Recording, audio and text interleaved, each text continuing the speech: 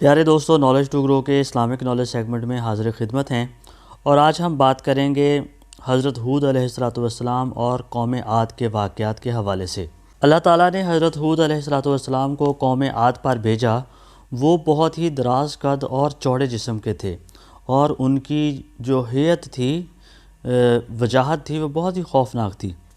ان میں سب سے لمبا آدمی 100 گز کا، اور جو چھوٹا آدمی تھا وہ 60 گز کا تھا، اور وہ سب کے سب ہی بت پرستی کرتے تھے اور خدا کی پوجا کرنے سے بیزار تھے، اور وہ پتھروں کو تراش کر پہاڑوں میں اپنے گھر بناتے تھے، اور اپنی تنگ نظری اور سنگ دلی سے انہی بتوں پر ایمان لاتے تھے۔ مگر ان میں سے ایک فرقہ ایمان لایا تھا، اور وہ ان کافروں کے خوف سے اپنا ایمان چھپاتا تھا۔ جب حضرت ہود علیہ السلام کی نصیحتیں حد سے زیادہ ہوئی تو وہ سب کافر حضرت ہود علیہ السلام کو تکلیف دینے کے لیے آمادہ ہوئے، اور جو لوگ ان پر ایمان لا چکے تھے انہوں نے حضرت ہود علیہ السلام کی اس بات کی اطلاع دی کہ یہ کافر آپ کو تکلیف دینا چاہتے ہیں۔ تو پھر اس کے عوض حضرت ہود علیہ السلام نے اللہ تعالیٰ کی بارگاہ میں ان کافروں کے واسطے بد دعا کی، اور ان کی بد دعا کے نتیجے سے ان پر برسات موقوف ہو گئی، یعنی بارش برسنا تھم گئی، ختم ہو گئی، اور اس کے نتیجے میں ان کی زراعت سوکھ گئی، اور تقریباً 7 برس تک وہ کافی قحط سالی کی بلا میں گرفتار رہے، اور بھوک پیاس کے مارے اپنی زندگیوں سے بیزار ہو گئے۔ حضرت ہود علیہ السلام نے ان لوگوں سے بہت ہی شفقت اور محبت سے پھر فرمایا کہ تم لوگ سب ایمان لے آؤ، اور اپنے آپ کو دنیا کی آفت اور قیامت کی آتش سے بچا لو، اور یہ جو مصیبتیں تم پر نازل ہیں یہ تمہارے کفر کی وجہ سے ہیں، اور بت پرستی اللہ کے نزدیک سب سے برا کام ہے، لہذا اس سے بچو۔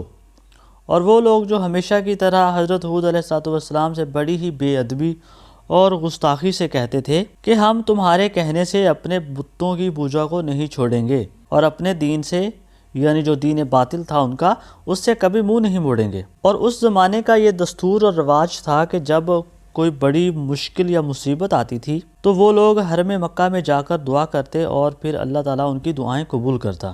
لہٰذا اسی طرح ان لوگوں نے بھی فیصلہ کیا۔ ان دونوں مکے میں ایک قوم رہتی تھی، اور اپنے آپ کو وہ شریف اور رئیس مکہ اور سردار مکہ کہتی تھی۔ جب حضرت ہود علیہ السلام کی قوم اس قحط سالی کی وبا میں مبتلا ہوئی تو انہوں نے اپنا ایک قافلہ، اپنا گروپ حرم مکہ میں بھیجا کہ وہ جا کر وہاں دعا کریں اور رحمت کی بارش مانگیں۔ جب وہ لوگ اپنا سفر طے کر کے مکہ پہنچے تو وہاں ان کے جو میزبان تھے انہوں نے اپنے گھر میں ان قافلے کے لیے بہت ہی اچھا کھانے پینے کا انتظام کیا تھا۔ وہ سب مہمان جو تھے اپنی بھوک پیاس بجھانے میں مشغول ہو گئے، اور دن رات راگ و گانا سنتے رہے، اور جو قوم کے لیے جو مصیبت کا ازالہ کرنے کے لیے وہ آئے تھے وہ اسے بھول گئے۔ جبکہ دوسری طرف قوم نے ہود علیہ السلام سے کہا کہ ہم تمہارے خدا کو ہرگز نہیں مانیں گے، اگر تو ہم کو ڈراتا ہے تو کم از کم اپنے خدا کو دکھا تو صحیح کہ وہ کیسا ہے جو ہم پر عذاب لائے گا، جو ہم کو سزا دے گا۔ اگر تو نے ہم کو اپنے خدا کو نہ دکھایا تو ہم تجھے مار ڈالیں گے۔ یہ باتیں سن کر حضرت ہود علیہ السلام اپنے خدا کی بارگاہ میں گریہ وزاری کرنے لگے، اور کہا کہ خدایا مجھے ان کے ظلم سے بچا، کیونکہ مجھے ان کے ساتھ لڑنے کی طاقت نہیں ہے، شاید یہ لوگ مجھے مار ڈالیں گے۔ اس قوم کے سردار کا نام عاد تھا، اور اس کے زمانے سے زمانہ طوفان تک 700 برس گزر چکے تھے، یعنی نوح علیہ السلام کے دور میں جو طوفان آیا تھا، طوفان نوح آیا تھا، اور حضرت ہود علیہ السلام کی قوم عاد کے درمیان 700 برس کا زمانہ تھا، اور ان لوگوں کی قوت بہت ہی زیادہ تھی۔ جب یہ پتھروں پر بھی پاؤں مارتے تھے تو زانوں تک پتھروں میں اور زمین میں ان کے پاؤں دھس جاتے تھے، لیکن یہ سب کے سب نافرمان تھے، اور اپنی زبانوں سے یہ ایسے کہتے تھے، اور قرآن پاک میں بھی یہ وارد ہے، اور اس کا ترجمہ کچھ یوں ہے، یعنی کون ایسا ہے زمین پر کہ ہم سے زیادہ قوت رکھتا ہو۔ اللہ تعالیٰ سے حکم ہوا، ایک حدیث میں بھی وارد ہے، اے ہود، 70 آدمی جو تجھ پر ایمان لائے ہیں ان کو اپنے ساتھ لے کر پہاڑ پر جا رہو۔ تب ہود علیہ السلام ان کو اپنے ساتھ لے کر پہاڑ پر چلے گئے، اور کہا کہ اے قوم، اب تم کو ہوا ہلاک کرے گی، اور تم پر غضب الہی ان قریب آئے گا۔ وہ بولے کہ کون سی ایسی ہوا ہے جو ہم پر غلبہ پائے گی، اور ہم پر غالب آئے گی۔ تب اللہ تعالیٰ نے حضرت ہود علیہ السلام سے ارشاد فرمایا کہ اپنی قوم سے کہہ دو، ترجمہ کچھ یوں ہے، اے میری قوم، اپنے گناہ بخشواؤ اپنے رب سے اور پھر اپنے کو رجوع کرو اس کی طرف، تاکہ تم پر چھوڑ دے آسمان سے دھاریں، یعنی بارش نازل کرے، اور زیادہ سے زیادہ کو دے، اور پھر نہ جاؤ تم گناہ گار ہو کر۔ کافروں نے کہا، ہم تو توبہ نہیں کریں گے اور نہ ہم تم کو اس کا رسول تسلیم کرتے ہیں۔ پس ایک قوم کو بھیجا ہے مکے میں، وہ جا کر پانی طلب کریں گی اور اس کے عوض پانی مل جائے گا۔ پھر اس قوم میں سے 6 آدمی مکے کو گئے، ان میں سے صرف 2 مسلمان تھے، لیکن دین اپنا انہوں نے چھپایا ہوا تھا۔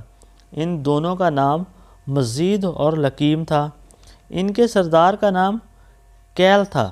مزید نے ان سے کہا کہ جب تک تم ہود پر ایمان نہ لاؤ گے تو اس وقت تک تم پر بارش نہیں برسے گی۔ یہ بات سن کر سب نے اس کو جھٹلا دیا، اس کا انکار کیا۔ اس کے بعد مزید اور لقیم نے کہا کہ یا الہی، یہ لوگ تیری رحمت کے قائل نہیں ہیں، تو ہماری حاجتیں پوری کر۔ بارگاہ الہی سے آواز آئی کہ کیا مانگتا ہے، مانگ مزید۔ مزید نے کہا کہ یا الہی، میں تا قیامت تک دنیا میں بھوکا نہیں رہنا چاہتا، یعنی مجھے قیامت تک دنیا میں بھوکا نہ رکھ۔ حکم ہوا کہ میں نے تیری یہ حاجت قبول کر لی۔ اس کے بعد لقیم نے کہا کہ یا الہی، 7 دفعہ کی عمر مجھے عطا کر، یعنی مجھے 7 عمروں کے برابر عمر عطا کر۔ حکم ہوا کہ میں نے تجھے بخشی، یعنی یہ عمر بھی عطا کی۔ اس کے بعد کیل کی باری آئی، جو کہ قافلے کا سردار تھا۔ اس نے کہا کہ خداوند تعالیٰ، کوئی ہماری قوم میں بیمار نہیں ہوا کہ میں تجھ سے شفا چاہوں، اور نہ کوئی مشکل پڑا کہ میں تجھ سے یاری مانگوں، مگر پانی مانگتا ہوں قوم عاد کے واسطے، کہ اتنے میں 3 سات کے اندر 3 گھڑی کے اندر 3 بادل نمودار ہوئے، ایک ابر سیاہ تھا، ایک سفید اور ایک سرخ۔ آواز آئی کہ اے کیل، ان 3 میں سے جس کو چاہے اختیار کر لے۔ تب کیل نے دل میں سوچا کہ ابر سفید اور سرخ میں تو پانی نہیں ہوتا، مگر ابر سیاہ میں پانی ضرور ہوتا ہے، تو یہ پانی سے خالی نہیں ہوگا، اس سے ہی بارش برسے گی، لہٰذا اس کو اختیار کیا۔ اللہ تعالیٰ کے حکم سے ابر سیاہ ساتھ ساتھ اس کے منزل مقصود کی طرف جا پہنچا۔ روایت ہے کہ 7ویں زمین پر ایک ہوا ہے جس کا نام ریح العقیم ہے، اور اس ہوا کو 70,000 زنجیروں سے اس کو باندھ رکھا ہے۔ 70,000 فرشتے اس پر محافظ ہیں۔ جب قیامت کا دن ہوگا تو یہ ہوا چھوڑ دی جائے گی، اور وہ اتنی تیز ہوگی کہ پہاڑوں کو ریزہ ابریشم کی طرح اڑا دے گی، اور آسمان گر پڑے گا اور اس کے ٹکڑے ہو جائیں گے، اور وہ روئی کے گالے کی مانند اڑتا پھرے گا، جیسا کہ اللہ تعالیٰ نے قرآن پاک میں فرمایا ہے۔ اور آیت کا ترجمہ کچھ یوں ہے کہ پھر جب سور پھونکا جائے گا تو ایک پھونک اور اٹھائی جائے گی زمین، اور پہاڑ پٹکے جائیں گے۔ ایک چوٹ اس دن ہو پڑنے والی، پھٹ جائے گا آسمان، پھر اس دن وہ سست ہوگا۔ تو حکم ہوا فرشتوں کو کہ وہ ہوا قوم عاد پر کچھ دیر کے واسطے چھوڑ دو۔ تب انہوں نے عرض کی کہ اے جبار عالم، کس قدر چھوڑ دیں؟ حکم ہوا کہ گائے کے ناک کے نتھنے کے برابر سے ہوا کو چھوڑ دو۔ انہوں نے عرض کی یا رب العالمین، اس مقدار سے تو سارا جہاں، سارا عالم برباد ہو جائے گا۔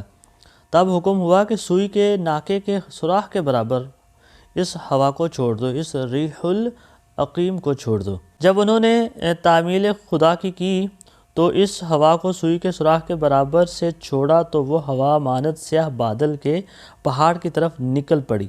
اس ہوا کو دیکھ کر قوم عاد بہت خوش ہوئے اور کہنے لگے، ترجمہ بولے یہ ابر ہے، ہم پر ضرور برسے گا، یعنی کہ یہ بارش برسنے والی ہے۔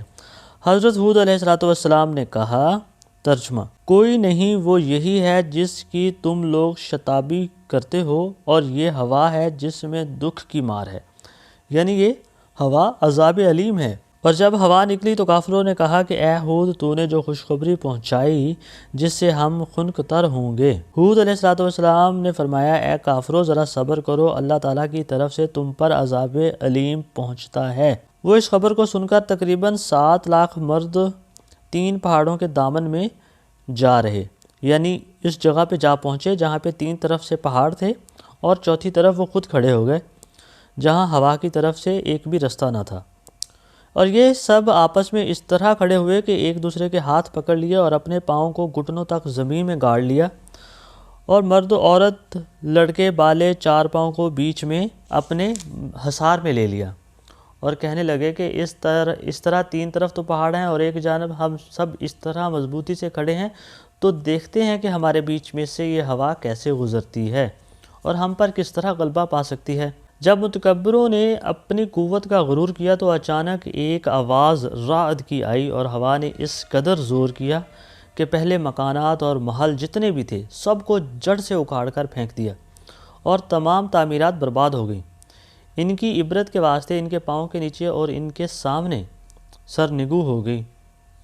پھر اللہ تعالیٰ نے قرآن پاک میں جس طرح فرمایا ہے، ترجمہ کچھ یوں ہے، یعنی پھر تو دیکھے لوگ ان میں بچھڑ گئے جیسے وہ جھنڈ ہیں کھجور کے کھوکھلے، پھر کیا دیکھا ان میں کوئی بچ رہا، اور پتھر دھول و خاک میں ایک برس تک پڑے روتے رہے۔ اور جو شخص بھی ان کے رونے کی آواز سنتا تو وہ بھی ہلاک ہو جاتا، یعنی کہ وہ ہوا اس طرح تیز تھی کہ ان کے تمام جو حصار تھا وہ ٹوٹ گیا اور وہ ہوا میں بکھر گیا، اڑتے پھرے اور دور دور جا کر گرے، اور وہ زاروں قطار روتے، ان کے رونے کی چیخیں دور دور تک سنائی دیتی، اور جو ان کی آواز سن لیتا تھا اس قدر خوفناک اور بھیانک تھی وہ بھی آواز سن کے ہلاک ہو جاتا۔ حضرت ہود علیہ السلام نے ایک خط کھینچا، یعنی انہوں نے ایک حصار یا ایک دائرہ کھینچا زمین کے اندر اور تمام مومنوں کو اس کے اندر کر لیا۔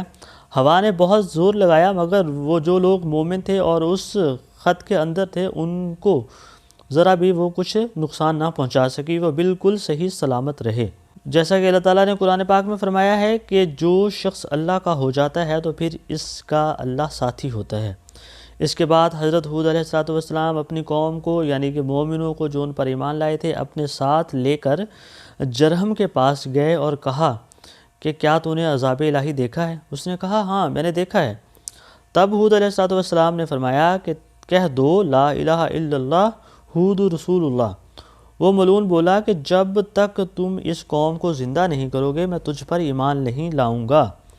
اور وہ مردود یہ کہہ ہی رہا تھا کہ اسی وقت اس کے قدم نیچے ہوا نے اس زور سے تھپیڑا اور سخت عذاب نے آ کر اس کی ساری قوم کو ہلاک کر دیا۔ اس کے بعد حضرت ہود علیہ السلام تقریباً 400 برس تک زندہ رہے اور اس کے بعد دنیا فانی سے رحلت فرمائی، اور ان کے دنیا سے چلے جانے پر تمام مومنین کافی عرصہ تک روتے رہے، اور مومنین حضرات نے آپ کے احترام کے ساتھ آپ کو دفن کیا۔